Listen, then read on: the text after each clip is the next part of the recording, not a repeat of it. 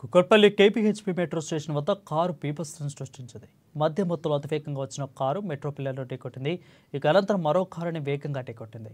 ఈ ప్రమాదంలో కారులో ఉన్న 5 వ్యక్తులు తీవ్ర గాయాలు కావడంతో చికిత్స నిమిత్తం పటాన్ చెరువు ప్రభుత్వ ఆసుపత్రికి తరలించారు.